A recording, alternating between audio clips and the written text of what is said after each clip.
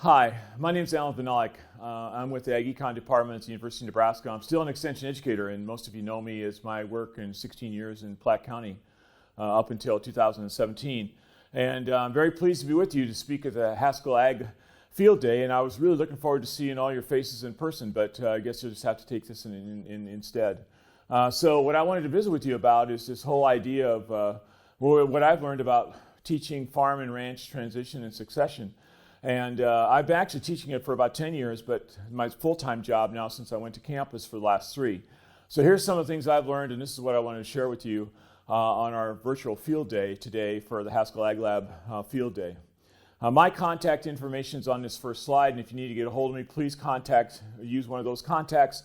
Know that my webpage has got robust information in terms of articles written and videos that are already recorded that contain my entire talk. Today I'm just giving you a 20-minute subset. And please do go ahead and call that number. Leave a message. I'm working virtually from home, but leave a message, and that message will go to my home email address or to my home computer, and I'll be able to return your call usually within a few minutes if I'm available. So that's how you get a hold of me, and I'm very glad to be visiting with you today. So what's some of the things I've learned? So in the last 10 years teaching succession, one thing I learned is that are we planning to retire? As farmers, basically we're not. 35%, the 20 plus the 15, the top two items on the categories listed here on the slide, say that we have some plans to retire. 35% have some plans to retire someday.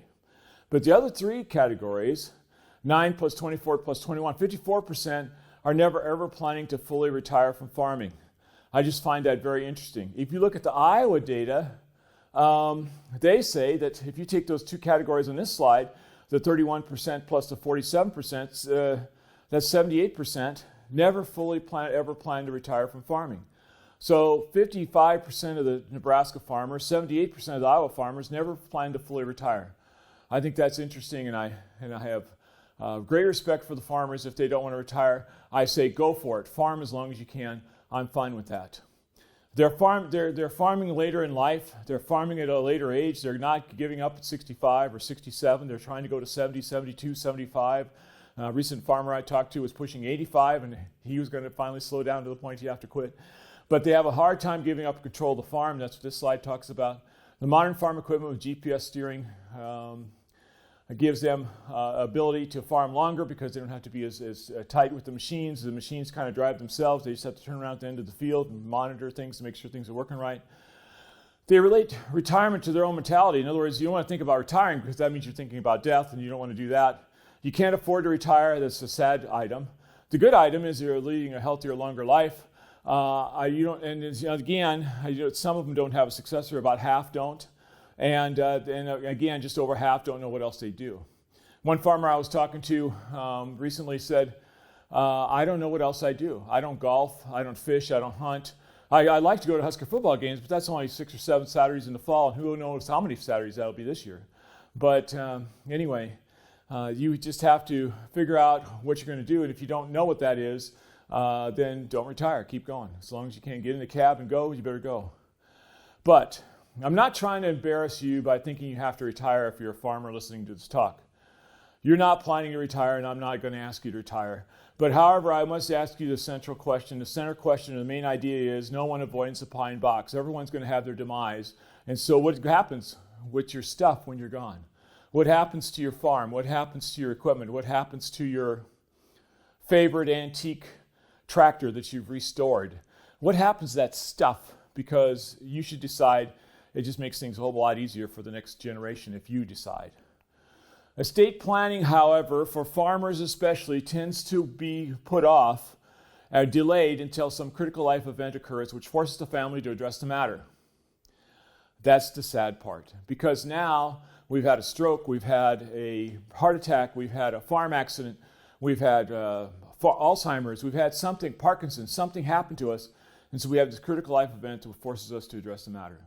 And that forcing us to address the matter is interesting because some families don't make good decisions in those tough decision times. Meaning you have this stressful event that's occurred, and now you have to decide what you're going to do with the assets. And if you haven't given that proper thought, that can not go very well. And so please be careful about that, and just keep that in mind as you think about your estate planning, because you don't have to retire, but you have to decide what happens to your stuff, in my view, and you should do it before you have that critical life event.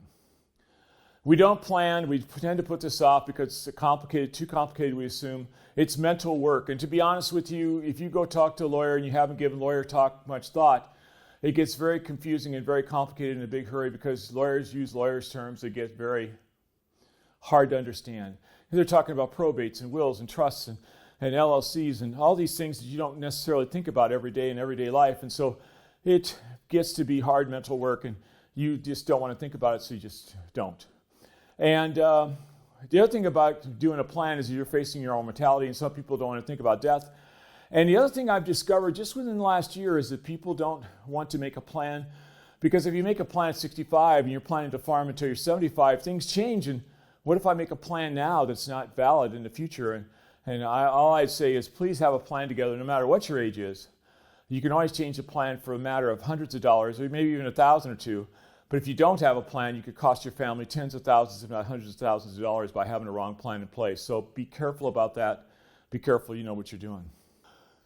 So what we find farmers are into is this circle of, I call it the circle of inaction. This is kind of an Allan Vyhnalek developed slide here. In other words, I should have a plan. I realize that, and most farmers do. And number two, I should go to a meeting or meet with a lawyer. And a lot of farmers get that step done. As a matter of fact, you come to one of my meetings or go meet with a lawyer and talk to them about that first deal. And then you realize, wow, this is complicated. I've got a lot of decisions to make, and it gives me a headache. And so you tend not to think about it anymore, because what's going on? I have to figure out when I'm going to do the next irrigation. I got to figure out when I'm going to make hay. I'm going to figure out when I want to spray corn or soybeans for diseases or weeds or those kind of things. You get all caught up in the everyday activities, and you forget about doing this other stuff that gives you the headache. And so you do no action at this time. And that no action at this time is the scary part, because what I've discovered in my 10 years of teaching this is that it's between 3 months and 3 years or longer before you take action again. How do I know that? Because it happened to me. It happened to me too. I knew that from teaching these things early on, when I was doing it about 10 years ago, that I needed to update my will. And I hadn't gotten around to it. And I taught this 2 or 3 years in a row before I realized you got to go update your will. It's important, so people know. And people know what you want to do, which people know what you want to do with your stuff now. And so don't get caught in that circle of inaction. Get around to something like looks like this. I should have a plan, or there's been a catastrophic event, hopefully not a catastrophic event. I go to a meeting and or meet with a lawyer. If you get your family together to explore what the options are, and the options are picked and succession plans developed, signed, congratulations. Try and go through this sequentially. Are you going to get done with this in 3 days? No. 3 months? Maybe. But maybe more like 3 to 6 months. But please have, we're in July now. You're probably watching this maybe even in early August. You could have a plan to put together by Christmas easy. Thanksgiving even, if you really worked at it. So try and set yourselves up a goal to have it done by, and then keep going through it, keep working through it, keep figuring out what your options are, and get something put in place. And don't be afraid to change it if something changes in your life. The scary part is that parents make lots of assumptions about their estate plan, and are they right? Some parents never share anything about an estate plan with their kids. And so they may even have an estate plan, but they've never told their kids about the estate plan. And they just basically say, our business is our business. It doesn't get shared with anyone. And they won't share that information. It's especially true of the Eastern European heritage that we have in Nebraska. The Polish, the Germans, and the Czech. Vyhnalek, that's Czech. My parents didn't want to share our business with anyone because that was our business. And I think that's true of all those ethnicities. And I'm not being critical of any of those things. I'm just telling you that's the way it is. And so you have to be careful about that and make sure your kids know what your plans are. And another assumption that parents make that I think gets them in trouble is they say, our kids get along great right now. I know that will continue even after we're gone, even after our demise. I'm going, I'm not sure I'd count on that, because quite honestly, the parents are sometimes the glue that hold those families together. Without the parents there, that glue's gone, and the kids start, some of them even get a greedy bone in them. And I don't know where that comes from, but it just happens. It's kind of human nature. I know that my children want to keep this asset in the family even when you're gone. Well, don't assume that. A lady that in her late 50s, early 60s calls me up once and says, My mom absolutely wanted me, as the executor of our estate, to keep that farm in the family. Now mom's gone, and I meet with my brother and my sister about the estate, and my sister wants the money. She doesn't want the farm. My brother and I, neither one of us farm. We can't really afford to buy her out. We're not going to want to go into that much debt this late in our life. And so they're probably faced with selling the farm. And that's not according to their mom's wishes, grandma's wishes, but it's a reality that happens all too often if we're not careful. And what I suggest to parents is if you want the farm to stay in the family, maybe you make sure that's really clear to all the kids and make sure that's clear in your estate plan that the farm stays in the family. That's just a suggestion, not a mandate. Kids have to figure out how to divide my farm. I don't care. I'm not going to write a will. I'm not going to do any of the estate planning. I'll be gone. I don't care what happens. Well, if you want to start World War III with your family, go ahead and go with that assumption. Assume that your kids will have a fight, will disagree on how it should get divided, and things will go south in a hurry. That happens far too often. So be careful about that one. And another one, the assumptions that the parents make that can be right but can be wrong, is since I have 4 children, my assets must divide equally, 25% each. That's the only fair way to do it. Well, what if you have that son that's been on the farm, son or daughter that's been on the farm for 30, 40, 50 years, and now they just get 25% of the estate?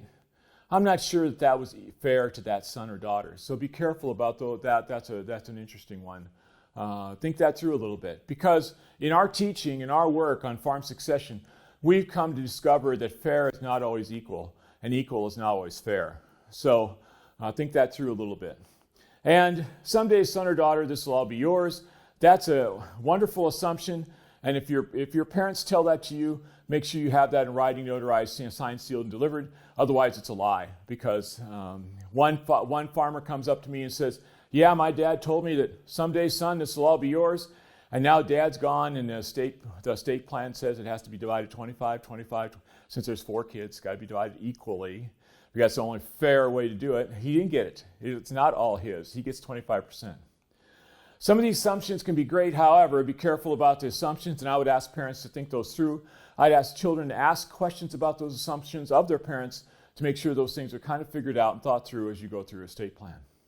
The first conversation regarding any estate plan not ought to be who gets what quarter or who gets 180 or who gets grandma's yellow pie plate that came over from Germany at the late 1800s. But maybe the first conversation ought to be is when we get done with this, our estate plan, when we get done transitioning to the next generation, will we still have a family? Will our family still get together? Don't make that assumption, get that commitment. And secondly, are mom and dad, grandpa and grandma on the same page? That should be worked out first.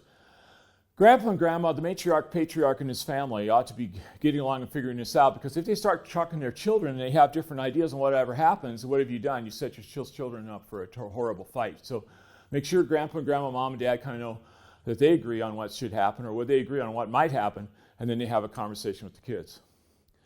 Successful transitions have an overall vision. What does the future look like for you in a perfect world? And make sure you check that out across generations, because I've had sons that go, all I want to do is go home and farm and take over for dad, and the dad that goes, I don't know if my son's really interested in farming or not. And they've never talked to each other about it. So be careful about that. And then the matriarch and patriarch ought to really think about the reality of the future of the business. In other words, are you ending the business? Will there be a sale at the end? Or will the assets be sold? Are you passing the business on to an heir? Or are you selling the business to? Know that, start having those conversations with your family and kind of know what's going to happen and how that's going to play out. That's a good idea. If we're transferring to the next generation, if you're so lucky to have a child coming back to the operation with you, make sure they're able to or willing to do all the tasks. Testing's important. Visiting with one parent and he goes, I think my kid wants to quit his job and come work with me. But I think my kid also thinks he's going to just jump on the tractor and drive the GPS across the field with the GPS going across the field. I don't need him for that. I want to do that. I'm 65. I want to go do that. Farming's finally fun because you just push the button, you go across the field.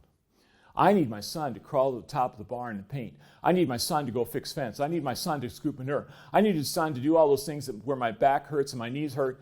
I need the son to take care of those things. That's what I need him here for. That testing's important. We make sure our next generation is up to that. And then we have to have management transfer. It has to be done with timing. Now, if we think we're going to put our next generation back on the farm and just have them on the business end of a scoop shovel or the business end of fencing pliers and just leave them there forever, that's never going to work either. We have to be very careful about that to make sure that we start moving them into some management. Now, if I have a 30-year-old son that's coming back to the operation with me and I just say, hey, I'm 65, you're 30, go for it, do it. It's all, you're in charge of everything. I think both generations are going to be really mad at each other in 6 months. Because if you give complete autonomy without training, they'll fail according to your vision, and you're going to be upset with them. And if you give complete autonomy without training, and they do something you wouldn't do, and you call them out, they're going to say, hey, you put me in charge, and now you're calling me out? That's really inappropriate. So please understand that when you do management transfer, you should have a planned and have it planned with timing. And what I mean by that is, think about what I could give my son or daughter to manage right now for the next year or so. Maybe I give them an 80 or 160 or a section of grass or whatever it happens to be, and they manage that whole asset. They decide what gets planted there, they decide what grazes there, they decide what seed to use, herbicide to use, chemical program to use, all those things. And they harvest it and they keep the record separate and they check out what the profitability or loss is, and they even do the marketing on those bushels. That's the only way they're going to learn. The only way we learned from 40, 50 years ago is to go out and make mistakes. We got to allow our next generation to go make mistakes. Do we let them make mistakes on the whole operation? No. But should we let them make mistakes on a part of the operation that we can afford to do? Yes, we should. And in some cases, if they've gone to get training to community college or university or something like that, it's not a bad thing to have them come back and teach you what's going on because they may know better than we do. And that's good too. As you get going on this, do your asset and your enterprise transfer with your livestock or machinery. For machinery transfer, consider using the gift tax exclusion every year for every person. And for livestock transfer, considering allow that young person to have a percentage of the calf crop each year, and that becomes their percentage, and they start building a herd themselves, as an example of an easy way to get going on that. And then the whole farm business transfer, the transfer of the land asset, usually occurs at death of the older generation, because then the younger generation gets a stepped up in basis, depending on how you own the ground. But in most cases, they'll get a step up in basis, and that will be just really a nice, clean way to do it, because then they can kind of get the right value assigned to that piece. Do all this with a business plan, have a management structure, include exit plans. What if you bring your son back and he's married and his wife says, after 3 years, I don't want to be here anymore. We're going to Lincoln, or we're not married anymore.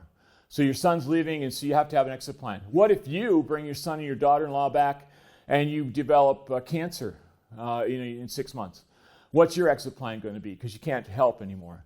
Just think all those kind of unexpected things through to make sure you have that figured out. And if you need to, especially if you're bringing back more than one son or more than one daughter, make sure you have job descriptions and everybody knows what their role is. Then it becomes easier to do planning. So what I suggest that a lot of families do is try to do a family meeting. And if you just get the family together and don't think about it and don't plan ahead of time, you're going to have a disaster on your hands. Understand that the purpose of a family meeting, when you talk about an estate plan, is primarily to get input from all the family members. You want input from the family members to tell you what they think you ought to do with your estate. You're not asking them for decisions. You're not going to have decisions made at this meeting. You're just getting input. So who do you have there? Mom and dad, the matriarch and patriarch ought to be there. Their kids ought to be there.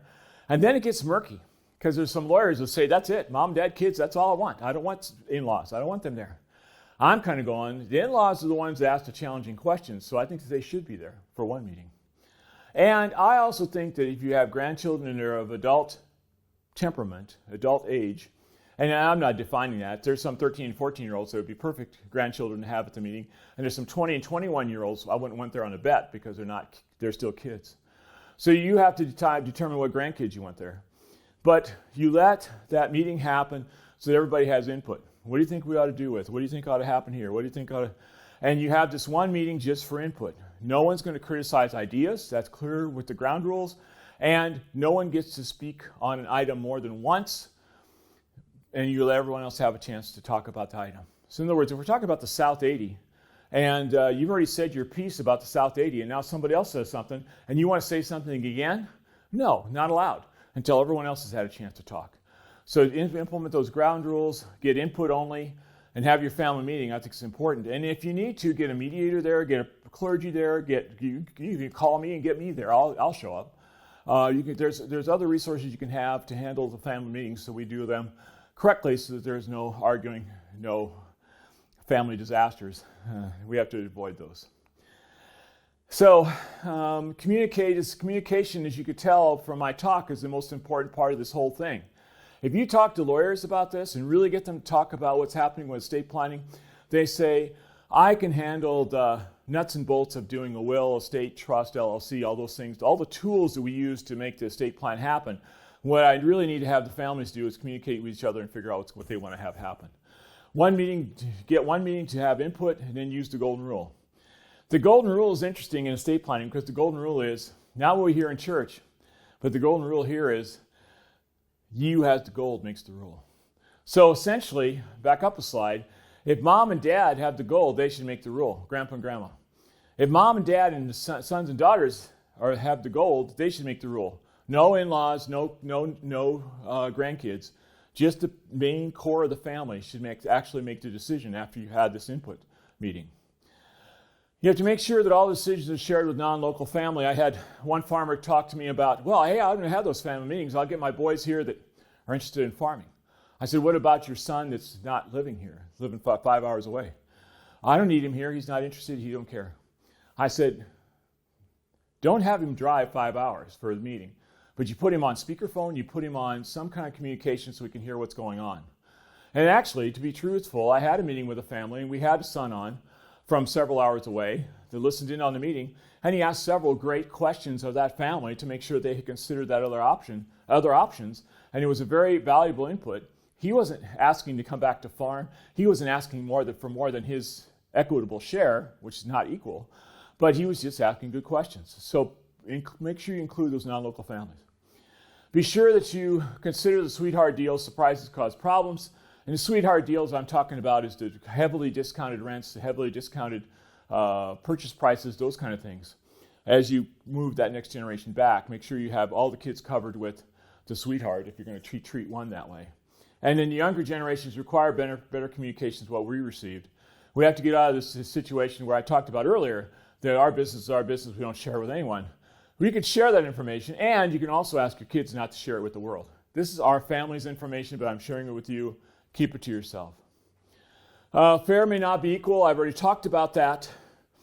The perception difference will depend on your point of view. What I'm talking about there is the on-farm kid that has been there for decades, son or daughter, is going to say, my contribution to this operation has been 10 out of 10. I've made this thing happen. I've made this farm bigger. I've done all this work out here. It's just been great. We've rocked this thing with mom and dad because I've been here to help and do sweat equity and stuff. And all the non-farm kids are going to go, yeah, little Johnny or Susie, they sure have a lot of sweat equity into this thing. But their mom and dad have always been the brains of the operation. They've always just ridden on mom and dad's coattails. So they'll see Johnny or Susie's input as 4 or 5 out of 10, not 10 out of 10. So there's the perception difference you have to deal with. And I already talked about that. And over the years, mom and dad, generational value have made the 10 to 1 to make the pie slices equal, but is that fair? In some cases, yes. Each situation is different. There's no one great solution to this discussion. I happen to own a farm, and neither one of my kids farm, and neither one of my children are interested in keeping a farm. And so when I pass it on, when it's in a trust, it's going to go to my kids when I pass, my farm is. And so it's going to go to them equally because neither one has sweat equity into it. So equal is fair in that situation, but in some cases it's not. So think that through a little bit. Again, for more information, that's my website. I have articles on succession topics there. I have videos of all my lessons. This is just 20 minutes or so out of 2.5 hours. So make sure you look at any of those that you'd like to. And also know that our Extension Ag Econ team here at the University of Nebraska has a new website called farm.unl.edu. And it's got all kinds of good stuff there, extension farm management stuff there, including things like the real estate report, my videos, other articles that are being written, especially now through the COVID-19 crisis, and then our weekly seminar series, the video series is on there too. You could look at the archives or sign up for the one that's going to be this week. So I hope that helps. I hope that's interesting. I hope that's what you wanted to hear. Here's some other websites for more information. Joe Hawbaker, attorney out of Omaha, has written some good articles. Iowa State Beginning Farmer Center, and a couple other places there. You're welcome to go look at those if you'd like. And that's what I've learned trying to teach. That's a highlight of what I've learned trying to teach farm and ranch succession. I've left a lot of stories out, and I would love to share it with you, but hopefully you can come to one of our meetings before I retire, but that's going to be a while yet. And thanks again for inviting me to talk at the Haskell Ag Lab Field Days. I'm just sorry I wasn't there in person, but have a great year and have a great day, and we'll talk soon. Thank you.